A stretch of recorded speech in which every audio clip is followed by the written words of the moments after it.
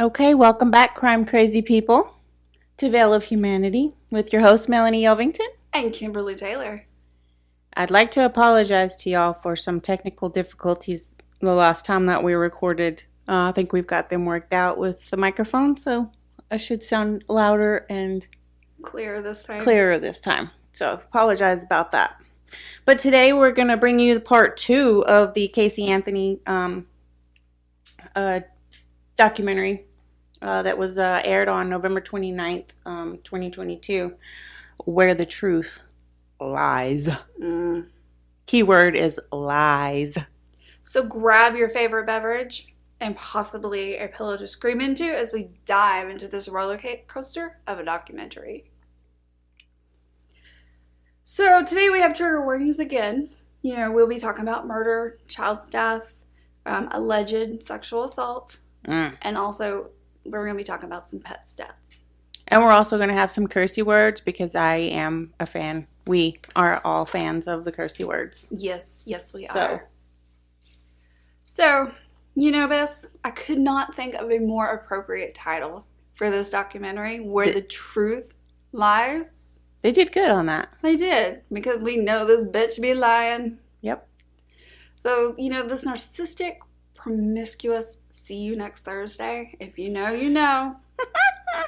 I know. Showed more for her own self-preservation than for finding her own daughter. How does this even fathom in a mother's mind not to look or do something? I don't understand. That blows me away. Still. Yep. So, breathe, Bess. Breathe, because here we go. So, this documentary, it starts with Casey emerging from seclusion. She's coming out, she's, trying, she's been secluded for the past 10 years. She wants to come out and tell her story.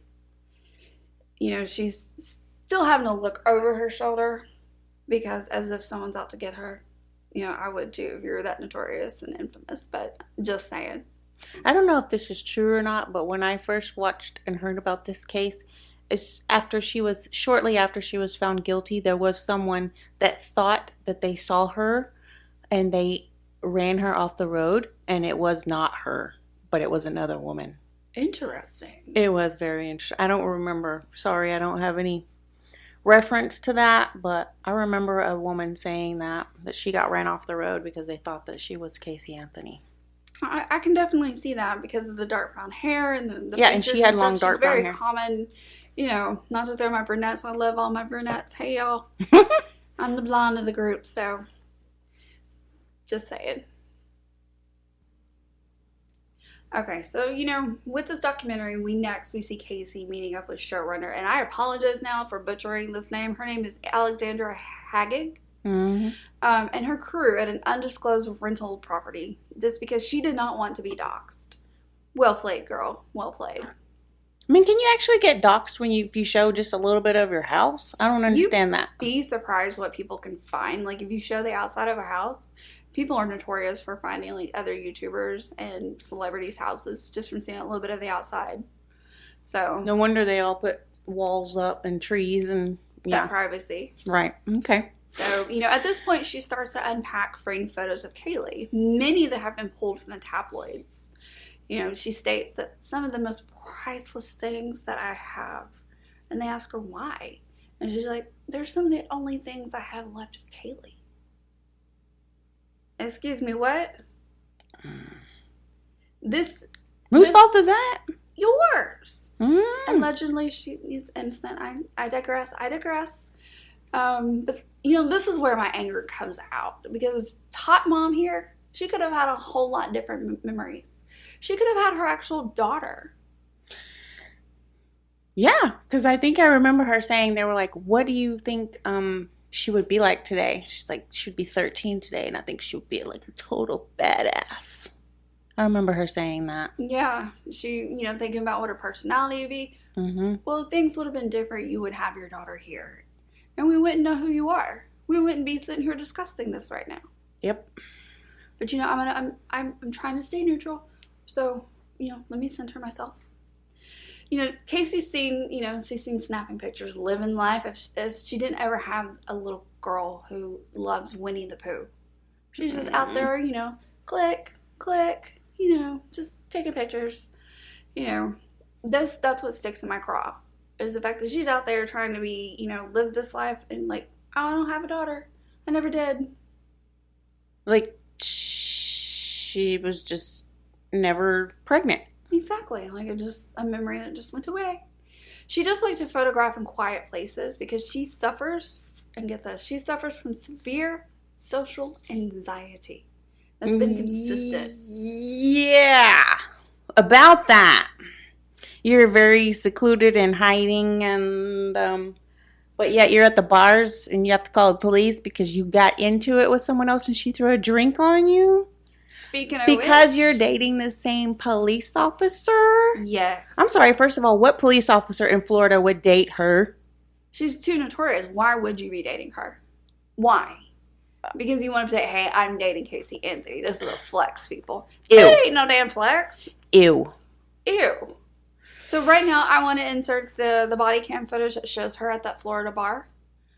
All right, so let's take a listen to this. Oh. Give me 1 second, people. I got a drink thrown at me. This girl has been harassing me for a while. I have her cell phone number. If it helps. Do you know her name? They're bleeping out her name and everything. Right, so. right. Yeah. And what happened? She verbally assaulted me, but physically assaulted me with witnesses. I'm still damp from the drink she threw at me. And why did she throw a drink at you? We had a verbal altercation outside. Outside over there? Yeah. And elaborate, like what happened? We dated the same person for a couple years. Can't say the name of the person. Whether they're together or not together, she got upset that he had texted me. I let her know that he had, and she came inside and threw a drink at me. Okay, do you have your ID with you? Yes, I do.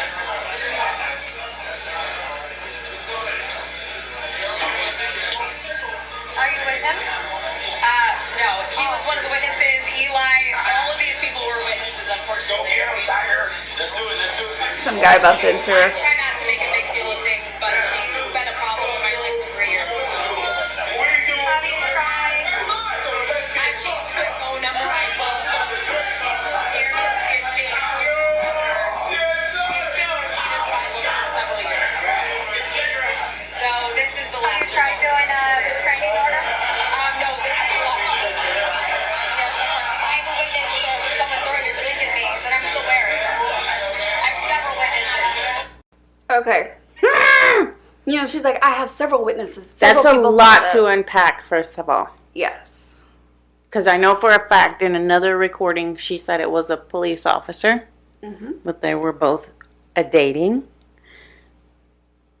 And she's really trying to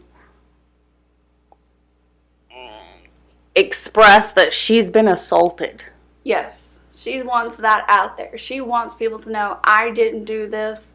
This bitch threw a drink on me. But you did because you texted her and you antagonized her. Yes.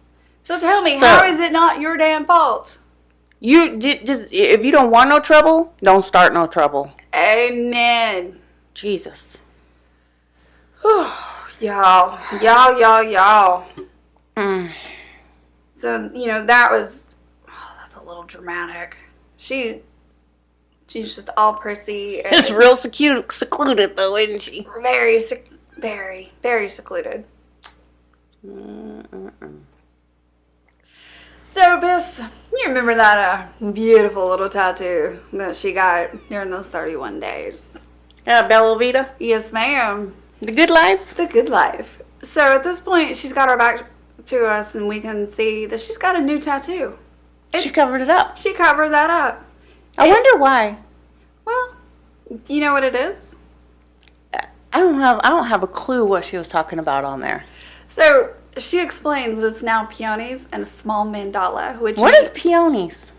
You want to know the meaning? They're flowers. Okay. So, it means rebirth and growth. I'm going to say that again. Rebirth and growth. This is what this new tattoo. She says that she fought hard for a new life. Oh, yeah, you did. All right. You fought for your life. You did fight for your life. I don't like that saying at all. I don't either. I don't agree, but... I don't like that saying. So her defense team has helped her to get on her feet and be on her own. You know, she has no support from her real family. Her defense team is now her family. That's because you threw your own family under the bus. And then backed up and rolled over and backed up and rolled over. Again and again. You're still sitting on them. I would leave you too. God. I would have nothing to do with you. You know, Casey's angry. She's so angry that she still has to defend herself about Kaylee's death. You know, the only person who matters is her daughter. Yes, she should have to defend herself. But why not just tell the truth? Why not tell the truth? Because she can't. I will never stop asking this question. She's incapable. Tell the truth. Why not tell it? Why not just say, hey, this is what really happened? I wouldn't believe... I'm really even shocked at myself for even watching this Peacock original docuseries, because I swore to myself, if she ever wrote a book, if she ever said anything later after this trial, I wouldn't watch it, I wouldn't buy it, I wouldn't read it, because it would all be lies anyways, and all she did was prove me right. But that's the thing. She knew what was going to happen because she's been out of the spotlight for so long. She had to do this documentary. She had to get it out there. Why? You've been gone for 10 years and no Why one not stay cares gone? About you. Go crawl underneath that rock you've been living under. Bye. Why did you have to resurface Now. and dredge all this up? I'll tell you one reason. Money, money, money. Oh, yeah. Mm-hmm. I wonder how much money she got paid for this. That's what I'm curious too. I'm thinking like $100,000. If that.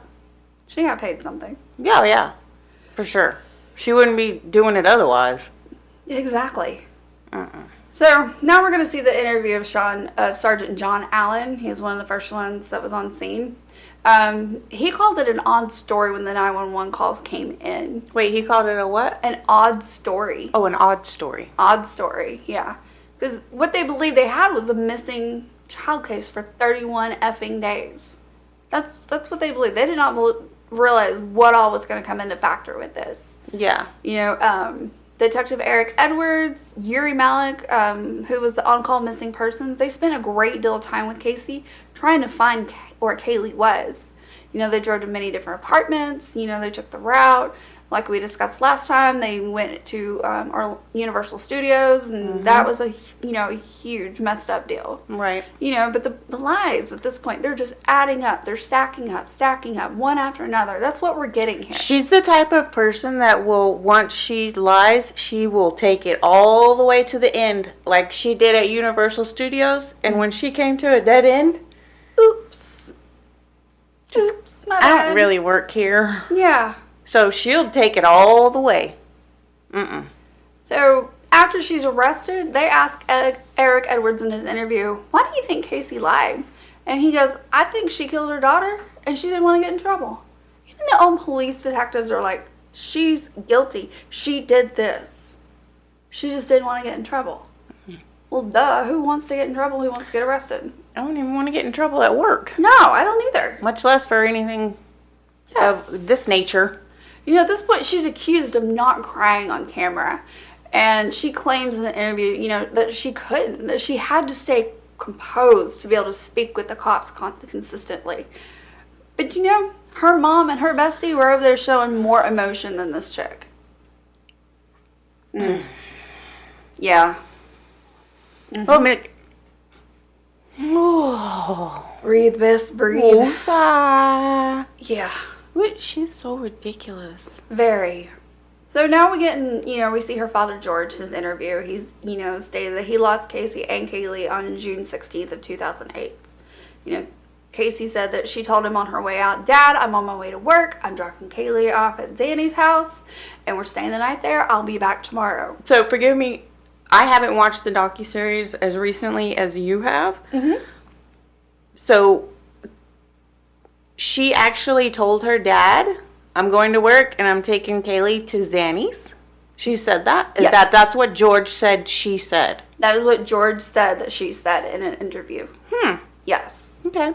So, after all this, her social calendar just completely took off and exploded. She was out partying. This is when she stole the checkbook from her I like friend. how you put that, social calendar. It's just, it is. Her social calendar just went boom. But she was... Well, it's amazing what you can do without a kid, huh? It really is. I mean, it truly is. Like, oh, I just forgot I had a kid. What?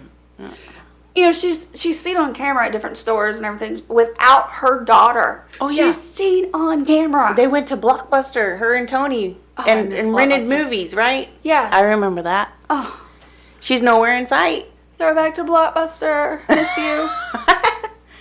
Right. She's seen. Where is Caylee at this point? Why is she not with her mother? She's dead. Yes. I'm sorry. So, at this time they state that when she meets up with Tony Lazaro, that all communications just stop about Caylee. And, just that name went completely, whoop, bye-bye. I'm not going to see you again. Tony refused to interview for the documentary, so we don't actually get to see and hear his point of view on this. Yeah. But, it's just she met up with him, and then nothing else about the baby. Yeah, but he said she was, completely normal, acting normal. Yeah. And then one of the roommates of Tony, his name was Clint House, he does the interview for it. And, he is blown away that Caylee's missing. Because he remembers Casey bringing her around, teaching her, showing her things, being a good mom. Things that moms are supposed to do. Everyone was completely shocked because Casey did absolutely nothing to help look for her daughter at this point. Alright, so the producer asked her, why did you lie? Casey's response, let me tell you what her response was. I'm going to quote this directly.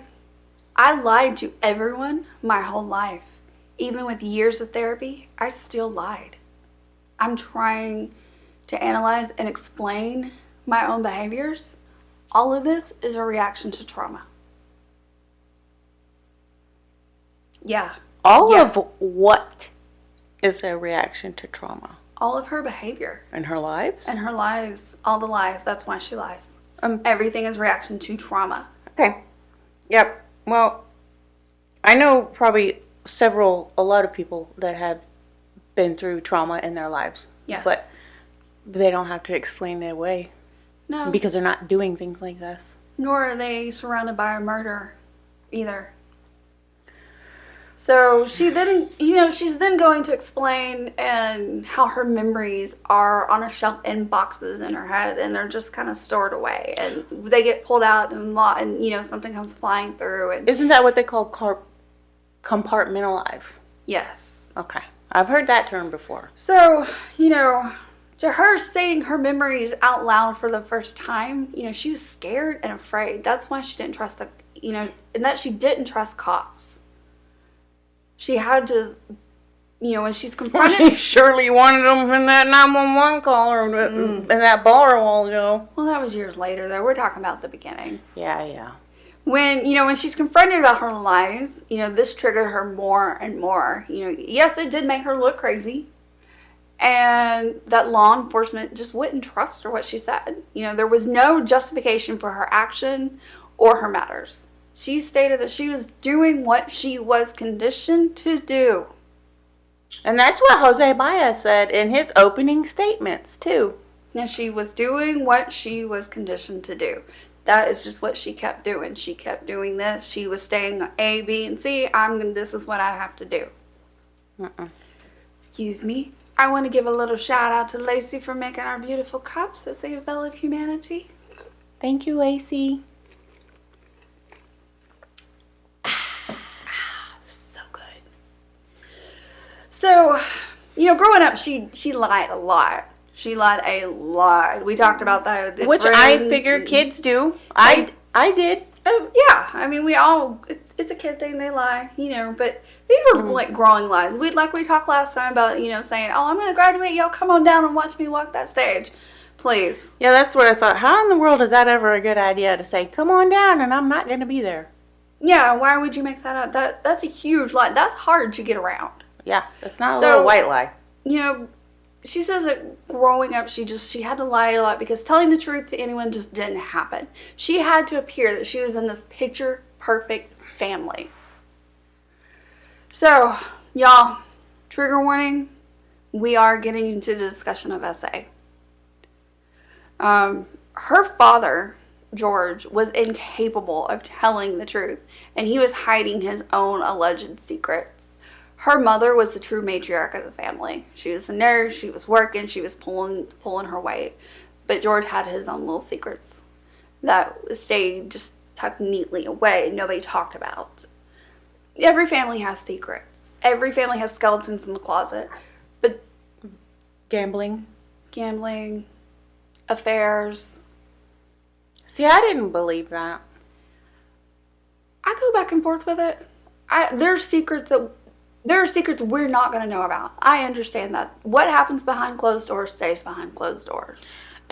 But you know what? I probably could have believed it had she not got up on the stand. And forgive me, I don't know her name. I don't care what her name is. I just remember her saying, he says that it was an accident that snowballed out of control.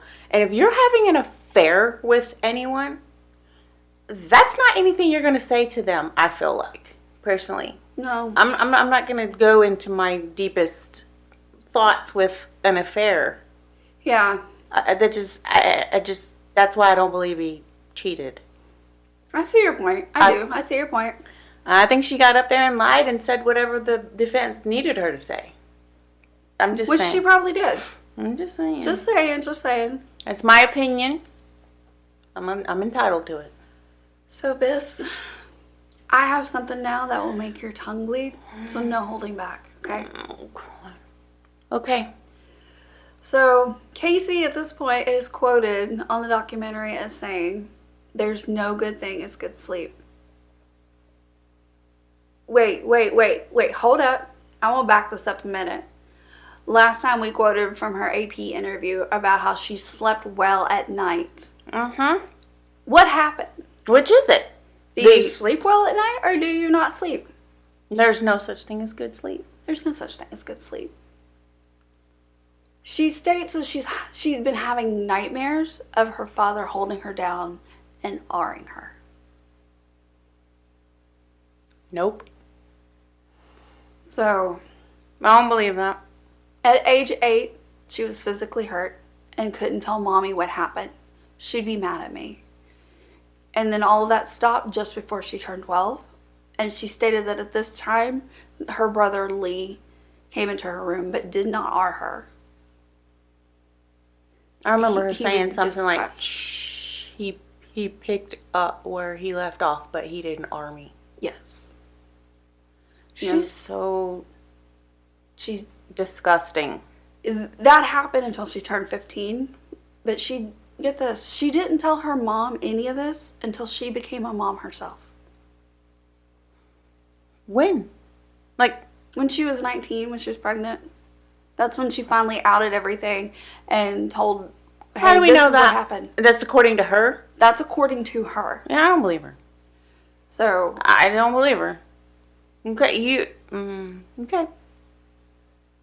You're right. This is very... yes, this is... Deep breath, everybody. I need you just to breathe through this. Like I said, grab your pillow. If you need to throw something, throw it. This is a very heavy case, and we're getting into some heavy stuff today. So, breathe, Biss, breathe. God. Okay. So, now we're going to talk about the reason for the Bella Vita tattoo. So, Casey said that this was a big F-U to her family. Well, I have to agree. But most families are flawed up. Yeah. somehow. I love my family, but y'all know. Y'all know. We may not want to go there. We're not going there. We're not going there. Lips are closed. Yeah. Okay. But let me... Biss, you're not going to like this one. So she's got a newer tattoo now. It is right here on her arm. Have you seen this one? Like I said, you've watched the docuseries more recently than I have, so I don't remember what it says. It reads, I hear your voice and all the sounds of the world. That's her tribute to Caylee. Yeah. Did she elaborate anymore? It means I hear you in everything. Good. I hope she does. Me too. I hope it haunts her when she hears it. I hope she's very haunted. I hope that she, every minute of the day, that is what she's hearing, is her daughter's voice. It'd be like little Carmen. Something tells me because of her narcissist, crazy psychopath mind, she's not She's very self-centered. reading that way. Yeah. It's not really what that means to her. Like, I hear you. Like, I don't think that's a really true meaning of it. I think it's just like a bunch of BS for this. mm-hmm. I think she just liked the quote and stuck it on her arm. Like we get. And that's her tribute. That's her She tribute. made that her tribute. Makes that up and says, this is my tribute. This is what I say about my daughter. That's my opinion, y'all. Just throwing that out there. So, All right. we're going to talk about the secret pregnancy. We all know how she got pregnant. We all know the birds and the bees. But Casey's claiming that she was ARD and she doesn't know who the father is. Oh. Yeah. Oh, that's news to me. Yeah, she has no clue. She said that she was at a house party at the age of 18 and was drinking, having some fun, just out vibing to the music, and was drugged. And that when she woke up, her jeans and panties were on the floor, her shirt and bra were above her boobs, and that she felt like that she had forced sex at this point. So she had questions, but she didn't report it. She did not want to bring attention to herself. She does not like attention on her. Okay, yeah, okay. I'm just saying what she said. She As I do a Peacock series. Yes. Let me mic up here and get ready for my interview and primp and... Sorry, my hair's not down, but... I get the gesture. She knew 6 weeks later that she was pregnant. That's about the time you find out. My thing is this was an unwanted pregnancy. Could this be a motive? Like, she didn't want it? Her mom made her keep Her Caylee, mom right? made her keep the baby, yeah. But because of what she's saying this child is a product of, could that have been a motive for everything? I don't believe so. Just asking. I don't believe so. But, So anything's possible. anything is possible. At this point, we're at the end of episode 1, and she claims it all came back to her father. Gotta have somebody to blame. Always. It's not her fault.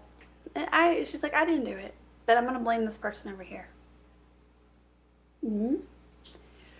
So we're going to move on. We're on episode 2. And this starts with a serene beach with Casey Anthony sitting, and she's looking at her camera, clicking through her pictures. And she starts talking. She's like, I was angry yesterday. I was angry. The producers are like, did you think about Caylee? And she goes, I think about her every day.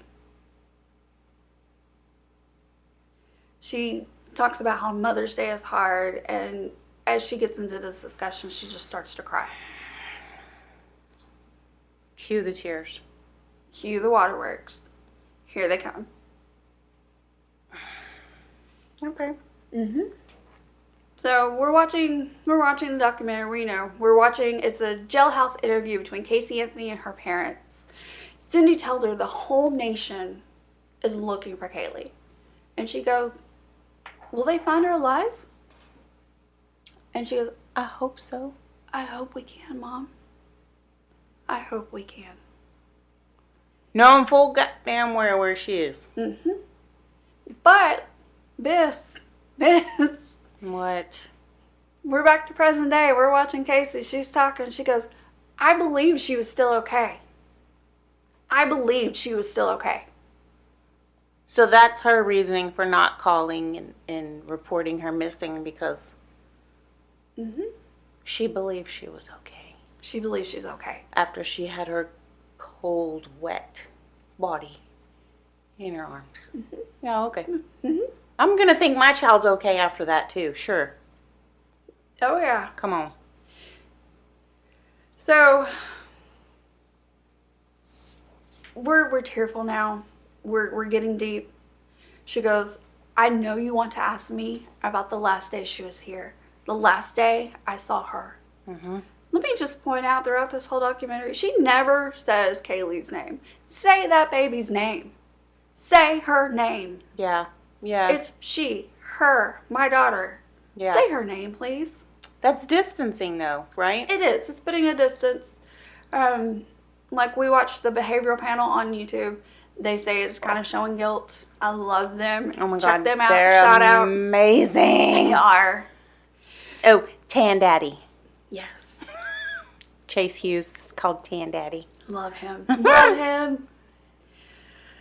So, we're crying. We're looking down. It's a horrible mess. She's being over dramatic. Which, will we get the truth from her? Will we get the truth from Notorious Liar? No. What she does remember isn't much, except that the night before was a pretty normal routine for them. They did what they do every night with getting ready for bed and just relaxing. The next morning, the last day that she was seen, mm-hmm. She said she got up, she fed Caylee, but Casey wasn't feeling well that day, so she wanted to lay back down and put her baby back down with her. That she closed the door. She does not remember if the door was locked. She says possibly it was unlocked. Possibly the door was unlocked. She claims to be a light sleeper because she's used to someone, always opening her door while she's asleep. And I guess this is where the I don't sleep well comes in. No, it doesn't. But she's claiming that George was home. Yeah. And she was sleeping very well. Next thing that she knows, she was awoken by him going, "Where's Caylee?" And she stated, "She would never leave my side without telling me." Yeah, because like a 2-year-old can tell you. Yeah. I mean, when they want to get up, they're going to get up and wander around. Yeah, they're not going to be like, "Mommy, I'm getting up." Yeah, "Mommy, I'm going to the bathroom." Yeah. She doesn't know what it's like to have a kid. No. Obviously. Because she got rid of her. Yes. I'm sorry. Back on track. Whew. So they begin searching around the house for her. At this point, she's nowhere to be found. And you know what? I'm sorry, I don't mean it. I remember during the trial, Jose Baez very distinctly saying, "Look what you've done. Your mother will never forgive you for this." Yeah, I don't think she said that happened again, right? We'll get there. Oh, God. We're put your waders on because we're getting deep, people. So, at this, she doesn't think to look in the backyard pool. She said the ladder wasn't up, so I didn't think to look in there. She wouldn't be in there. She wouldn't go in there. Okay. She came back around the left side of the house, and George is standing there. He's holding her. She's soaking wet at this point. She goes, "I can see him standing there with her in his arms." And this is where he hands her to Casey and goes, "This is your fault. You did that. You did that."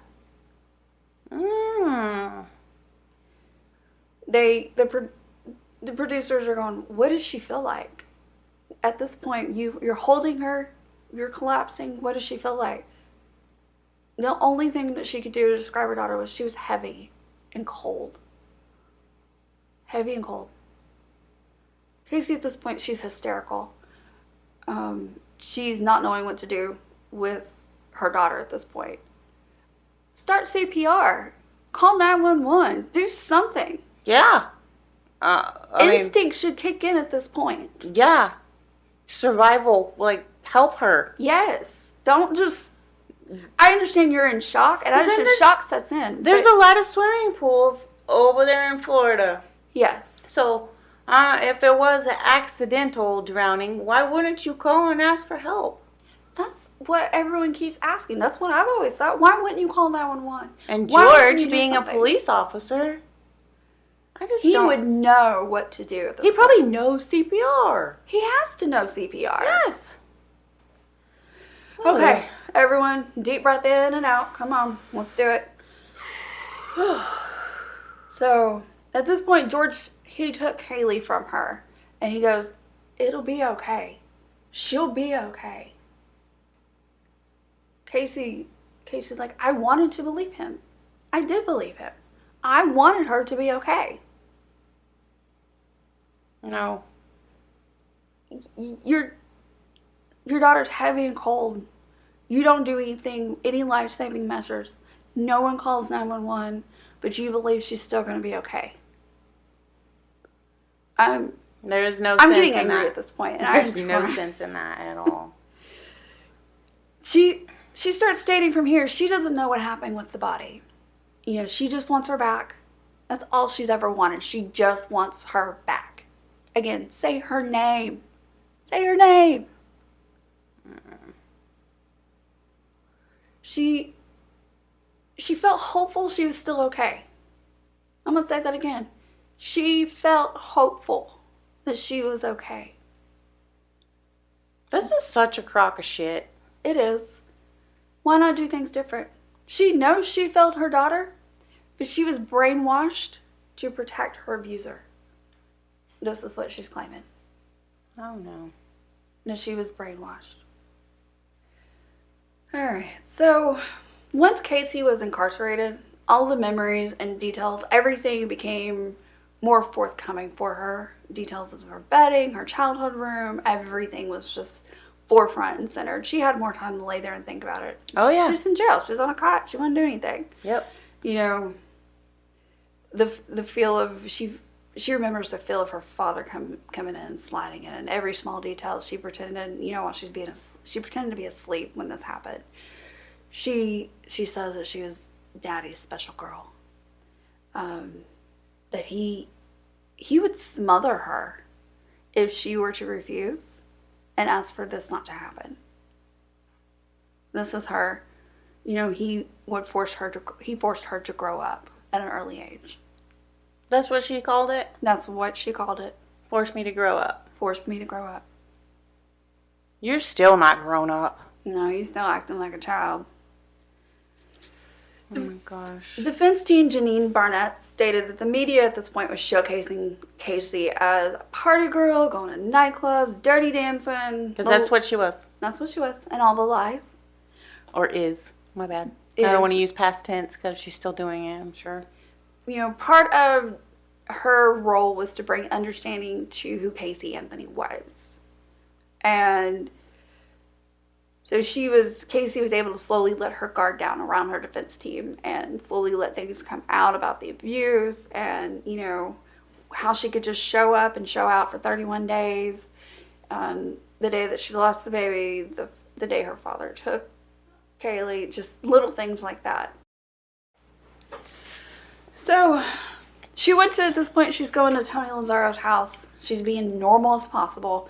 Everyone said that she was happy, you know, just being her go-lucky self, you know, just hanging out. This is where she says, I wasn't partying. I was working. There were no drinks in my hand. Working. Just because you don't have a drink in your hand doesn't mean that you're not partying. Duh. You can have fun and not drink. Hot body can, but whatever. You know, she goes, I truly believe Caylee was still alive. George kept telling her every day Caylee was still alive, she's okay. Just keep doing what you're doing. I remember that part. Yep, do what you need to do. Oh, God. She said that she had to do what he wanted to survive. She was in contact with him daily, like I said, but she wanted answers. She said she did want answers. She wanted to know what was going on. And he just kept saying, she's fine. You will be reunited soon. Nothing else was given. No other details, nothing. She was afraid of her father at this point.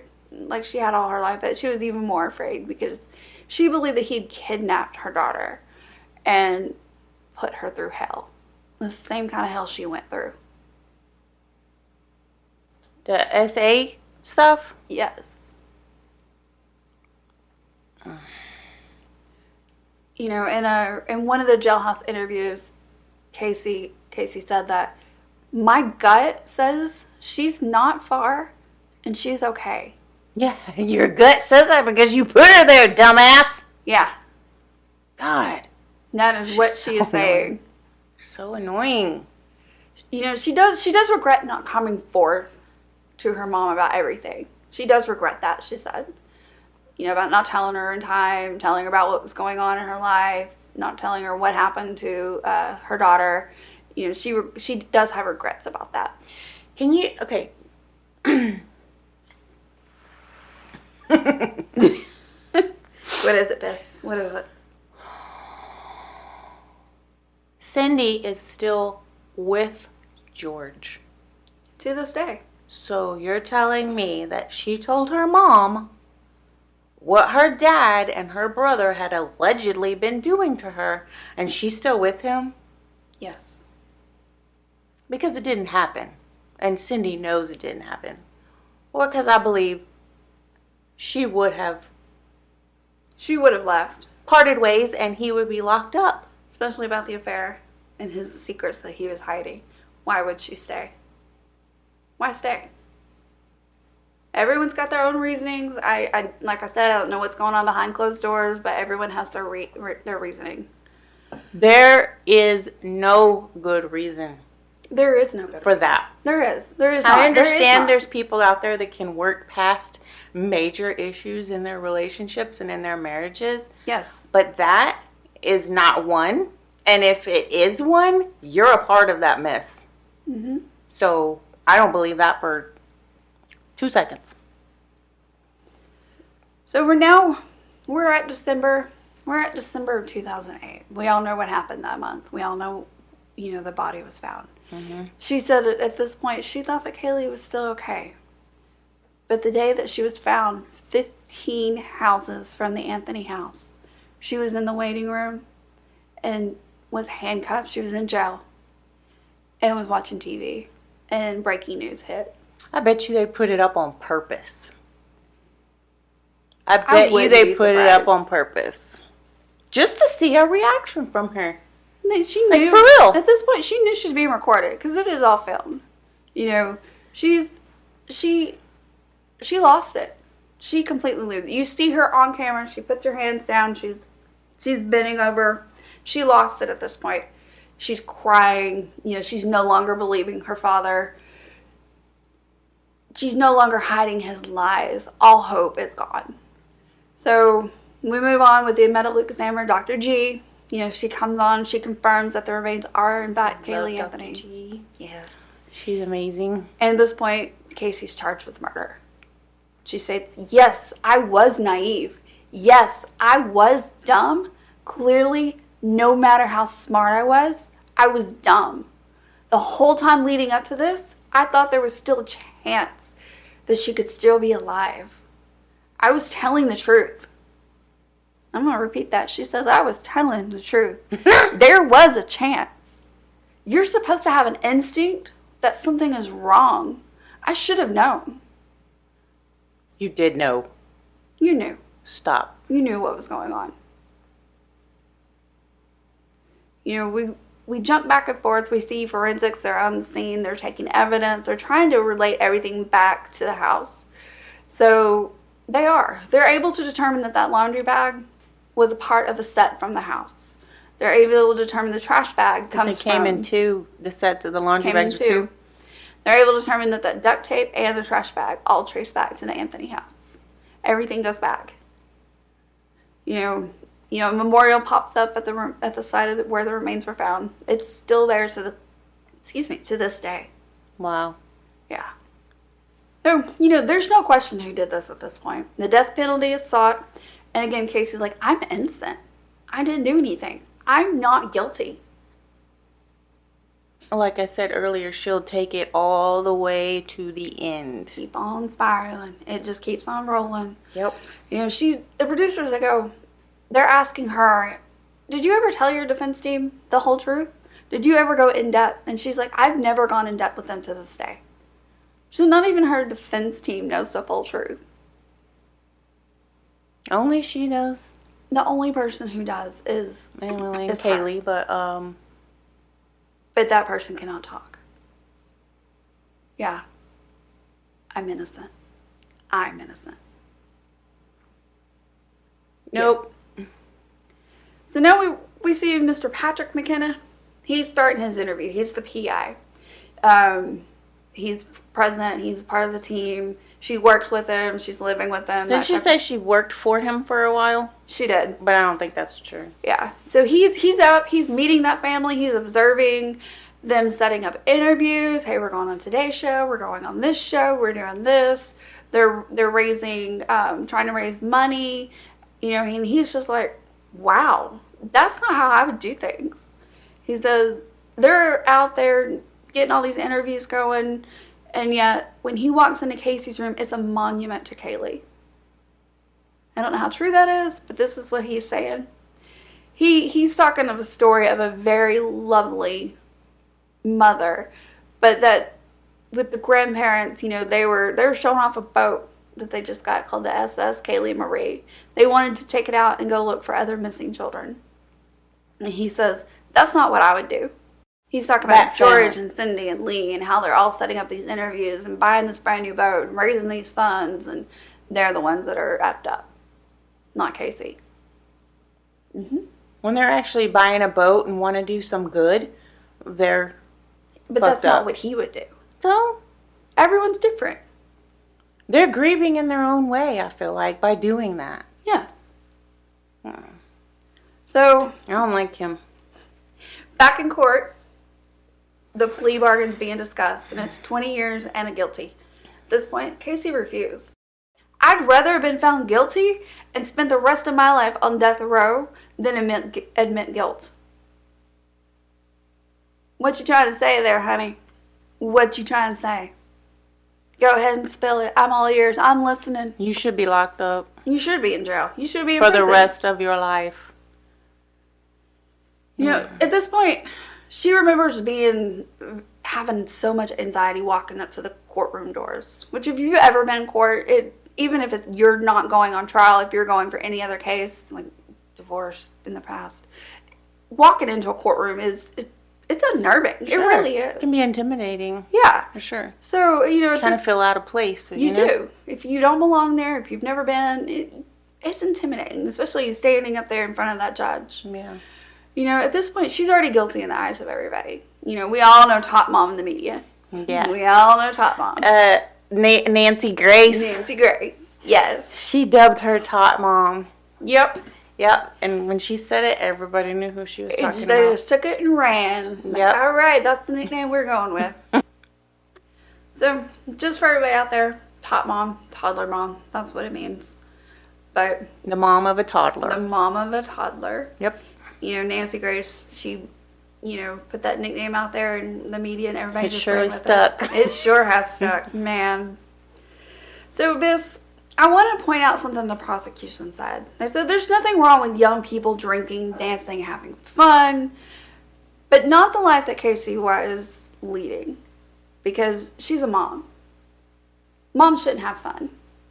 That's pretty much what they're saying. Well, I don't agree with that, but I understand why they're saying it. I understand why they're saying it. I don't agree. I think moms can still have fun, but you just don't flat out go, I don't know where my daughter is. She's missing. 31 days, I'm just going to go out and party and have fun. Act like nothing's wrong. Like nothing's wrong. Yeah, I don't agree with that. In the meantime, your mom is, you know, Cindy is begging you to see her granddaughter. And she just keeps saying no. No, she's excuses busy. And lies, and, you know, my thing is how did all this not put any doubt into the juror's mind? You've got a young mom out partying. Baby's missing for 31 days. She's caught on camera shopping, buying things. Where is this child? Why is this child not at your, you know? That's just what I'm very curious about when it's still stuck in my head over and over again. It's like, you know. It's very hard to wrap your mind around that. Yeah. It's very hard to think about a woman who's bared a child and she's been missing for 31 days. And you know, like we were saying, you know, everyone grieves in their own way. I'm not saying this is her, they're not supposed to act that way, but... He wasn't grieving anyways. Yes. So the defense, they had a specialist come on. They said that her behavior was typical of young adults. The lying wasn't for manipulation or self-gain. Yes, it was. That she's just been through significant trauma. Self-gain is you're lying to keep yourself out of trouble. Yeah. That don't make no sense. It makes no sense, but that is the defense. They're just trying to paint this picture, saying, okay, this is normal. They threw the abuse in there. They did not tell Casey that they were going to bring that up. They wanted her surprise reaction that this was being introduced to the case to be real. So she was not prepared for that. Everything you see on TV when she's, shocked and her face is like, what did they just say? What are they doing? That was a genuine reaction. According to who? According to Casey. Why? So they're mentioning that this was an accident by drowning. That's what the defense is calling it. We see a police detective. He comes back on. He's saying... Which is their reasonable doubt. Yes. That's where the reasonable doubt comes in. Mm-hmm. But the police, they gave Casey that idea. When they were going, what happened? Could this have happened? Did this happen? All these different scenarios. The police implanted that idea. And there was just... Casey herself said that there are too many scenarios to what happened, but drowning isn't one of them. That ladder was not in the pool that day. Why let them make that accusation then? Why let them put that out there? And she's making it seem like she wasn't a part of her defense, that she just let them make up whatever they wanted to say. Yeah, she just let them run everything. But yet they warned George. They did, yeah. Hey, guess what? You better get ready because we're about to say this. Like, she didn't know that. Like, she didn't know any of that was about to be said. I say lies. I say she knew what was fixing to be said. Yeah, because if her mouth is moving, she's lying. I mean, how many times do I have to say that? Even she says she was not sure why she was wet. She said I'm not right out accusing him, but I am accusing him. Yeah. Yeah. So, just saying. Next, we get her brother, Lee. He testifies, and this is where he says that the way that Caylee was found, that's how George used to bury the family pets. My thing is, if Lee knew that, Casey's going to know that. You know how things are done. Yeah, because she's probably watched her dad bury countless pets. Yeah. So now we're going to move on. We're moving on to episode 3. This starts with the prosecution resting on July 3rd in 2011. There will be a verdict that day. She's on her edge of the seat because that's her life hanging in the balance. For sure. Who wouldn't be on edge? Right. She says that she was put through hell those 3 years. Put through hell. Because of the media, everyone judging her.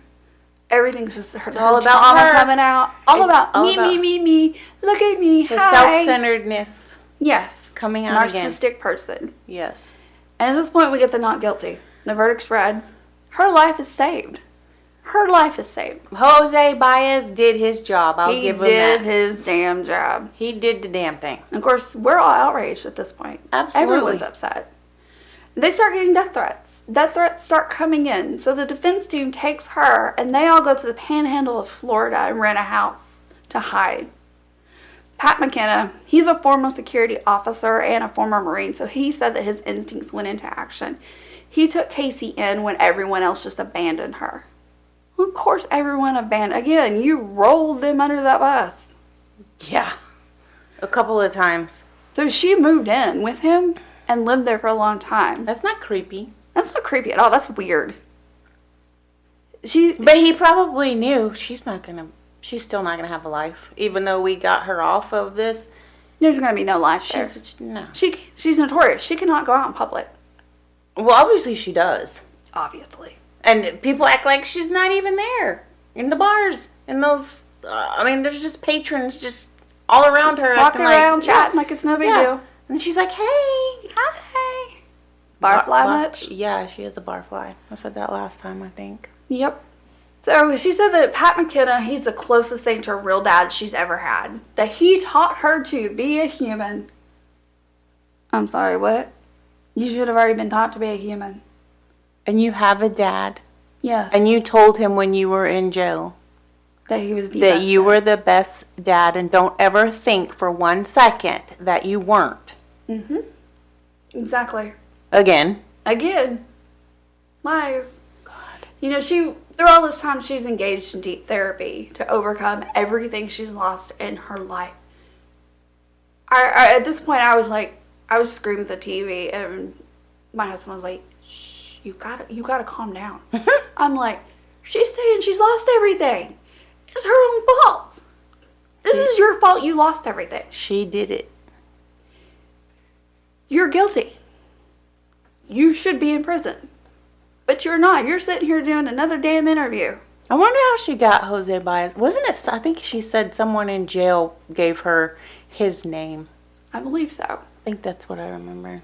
She got lucky getting him. She got very lucky. Favors for her lawyer. Favors.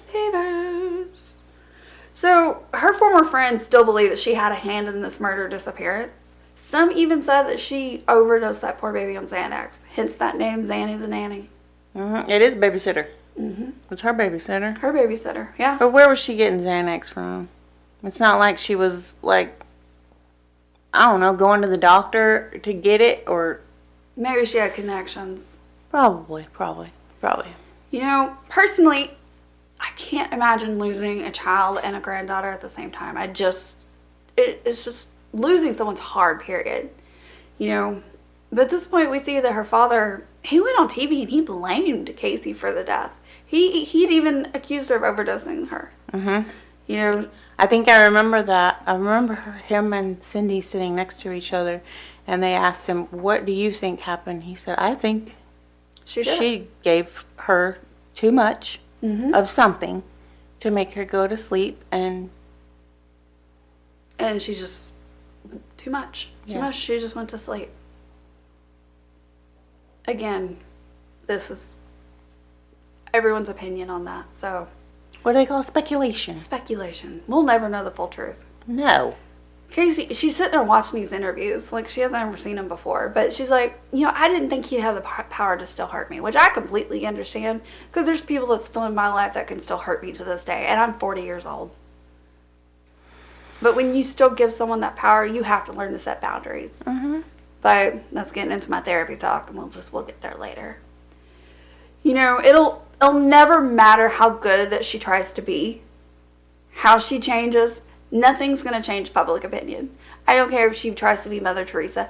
No, nothing is going to change what we all think about her. Yeah.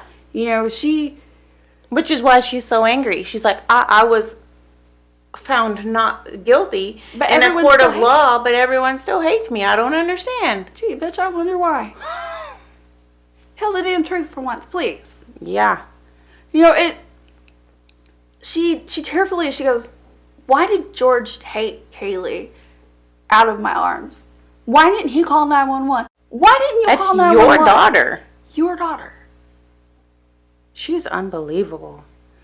She said she's doing her best now to live a normal life. You know, Casey became, at this point, you know, she was already, but she became more the most hated woman in America. Understandable. She still is. You cannot bring up her name without someone getting angry or being, you know. She kind of like Lori Vallow. Exactly. When she's just out.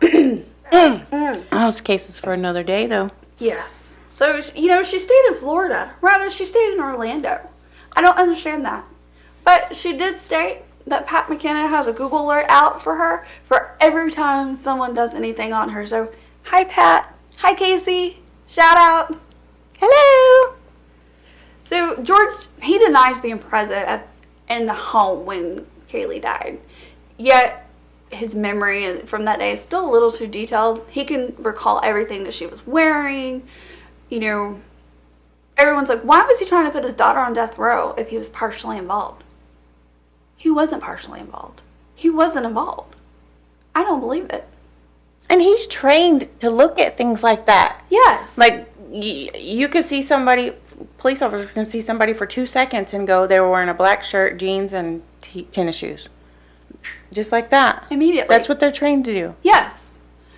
So, you know, phone records show that she didn't leave the house until later that day in June. But someone was searching foolproof foolproof ways of suffocation and looking those up on unaliving websites. But everyone denies I didn't do it. I didn't do it. It wasn't me. Somebody's lying because it's your home computer. Yeah, wasn't it her login? Yes, it was her login, but she's like, well, it was our home computer, so everyone had Everyone used it. Yeah. I'm sorry, we have a home But George computer. wasn't home. Cindy was at work. You were the only one home. Yet your claim, I know the claim is, oh, George was home with me. No. Tell the truth, please. She's not capable. All right, Bess. So now we're going to discuss that car and the smell, that odor. During the 31 days, she ran out of gas, and she said there was no smell. She claims it was rotten garbage and a pizza box. That she was just walking it out, got a phone call, and forgot and just threw it in the trunk. You know, when she ran out of gas, her dad was going to come pick up that car, but forgot about it, and we know it got towed, and we got the letter, and that's when everything started. Because you just forget about your car on an everyday basis, and then you need to go pick it up. Yeah. I mean, you just ran out of gas and just leave it on the side of the road? Who does that? Again, blame. Blame. I'm going to put the blame over here. Exactly. You know. But she claims that when the car came back, she smelled a smell in it that she'd never smelled before. Something that she'll never forget. But how did it get there? She's claiming, she put it out there, that body was placed after the car was picked up. And then the body was dumped in the swampy area. That is what it was claimed. That the body was placed in the car afterwards. And she didn't do it. Because when she left the car, it just smelled like hot garbage and pizza. But she does remember the distinct odor of decomp when that car got back home and she got back home after being dragged out of Tony's house. Because the car was back at the house and wasn't, he was trying to air it out or something. Yeah, they were trying to figure out what that smell. Yeah, he knew what that smell was. He knew what that smell was. I still have so many questions. If, when George got the car back, why didn't he immediately call Casey? Why didn't he call 911? She probably wasn't answering them. Yeah. Obviously, if the mother had to go over to the boyfriend's house to get her. So, back in 2019, George, him and Cindy, they're going on the Dr. Oz show. He was in a horrific car accident that nearly killed him. And Dr. Oz goes, has Casey reached out to you? And he's like, yeah, she did. And at this point, Casey's like, no, I didn't. She laughs at this interview. She is seen on camera laughing.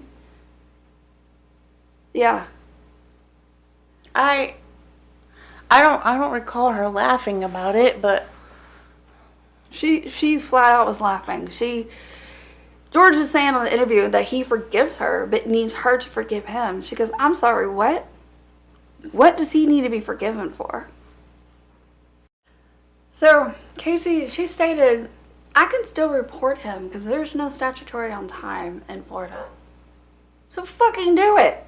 Report him.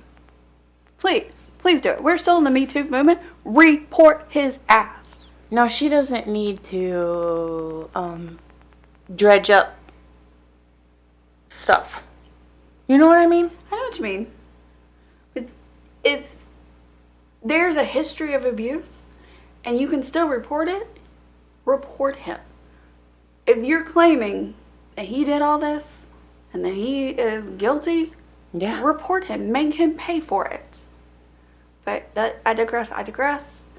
And everyone's different. Even Cindy, if she thinks, it don't have to be the victim that goes to tell. Yes. It don't have to be the victim that tells. So if her mom knows the truth, why didn't she do it? Why didn't she go for it? Because you don't believe it. No. Because it's not true. So, we're moving on to Caylee's memorial, the service. It's a very hard subject for Casey, and this is where George said something a little odd. He said that he loved the sweet smell of Caylee's sweat. To me, that's just gross. I understand memories pop up and you remember certain things a certain way, but he actually said that at her memorial. I just feel like that was not appropriate and that he should have said something different. Yeah, it is a little off. And Casey said, "What a great way to memorialize your granddaughter, and yet you just admitted to abusing her. I'm just at a loss of words at this point." You just admitted to abusing her? No, that George admitted to abusing her to everybody at the memorial when he said that. Yeah. Because he won't smell her sweet sweat? Yeah. So that's admitting abuse. Okay, I mean, it's odd, but it doesn't say abuse. It doesn't. She's so... You know, she didn't get to attend the memorial because she was sitting in jail. Good. You know, She didn't deserve to get to go. She didn't. It's still sad that you don't get to attend your child's memorial, but she didn't deserve it. She didn't deserve to go. She's the one that put her there. She did. So, at this point, Casey goes, "So you're going to ask that question. Not today. Why not tell the truth? If she didn't do it, she's not ready to answer. All these years and you're still not ready? Tell us the truth."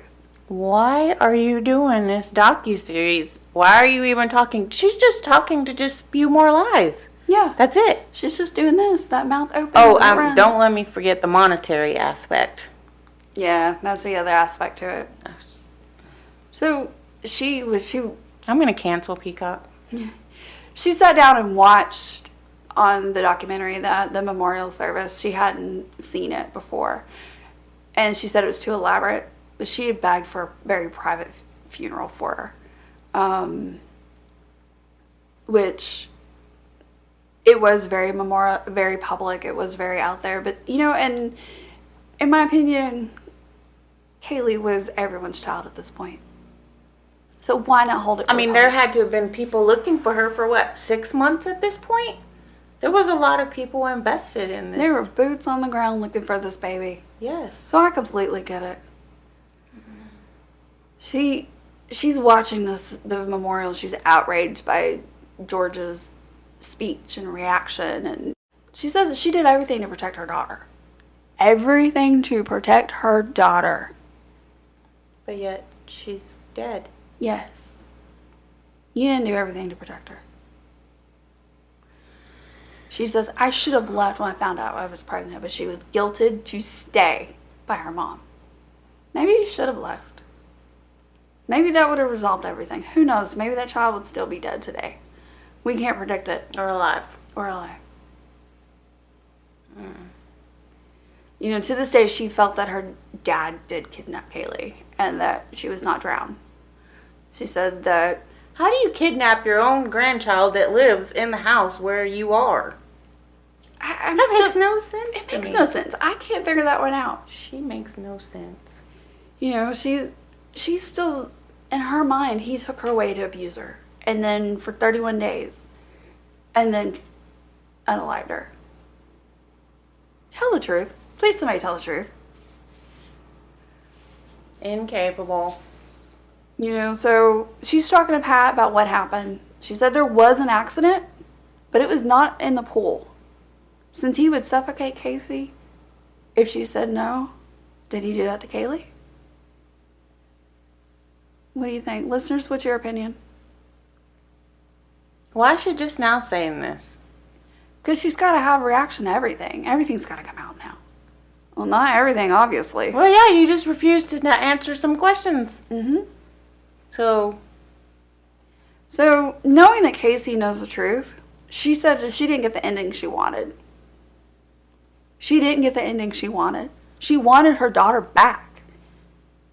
She wanted her daughter back. Mm-hmm. You know, we're at the end of episode 3, and she's driving past her childhood home, and she hates it. You know, it's the feeling of being trapped. I completely understand that. I still have memories that take me back to my childhood home, and they're not good. Mm-hmm. And so I get it. Yeah. You know, she's like, well, memories are good and bad. And she claims that she keeps asking for Caylee's ashes, but her mom won't give them to her. No, you don't deserve them. You're not entitled to them. I'm sorry. No. They did all the work. They were emotional. Why not let them keep them? I understand that's your daughter, but still. Come on.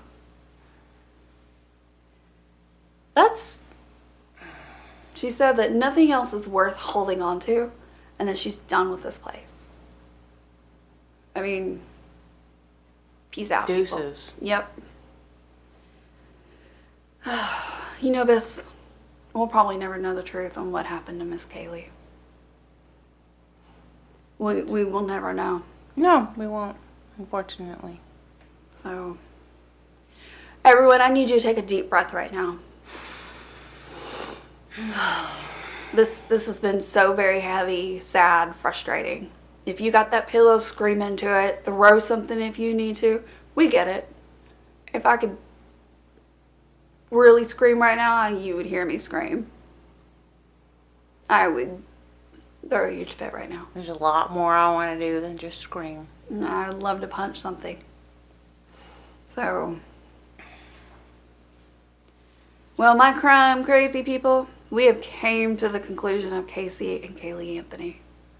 Thank y'all for listening, and join us next week to see what case we have swirling around in our heads. To end y'all with a quote, unless today is well lived, tomorrow is not important. Alan Sakowitz. And this episode is hosted by Kimberly Taylor and Melonie Yelvington, produced, edited, and music by Courtney Santos. Yay! If y'all want to recommend a case to us, please send us an email at veilofhumanity@gmail.com. Bye! The views and opinions expressed in this podcast are those of myself, Melonie Yelvington, and Kimberly Taylor, and are here for entertainment purposes only. We mean no disrespect to the victims nor their families. Thank you for listening. Don't forget to hit that subscribe, follow button, and like us. See our Facebook and Instagram at Veil of Humanity Podcast for more information and updates.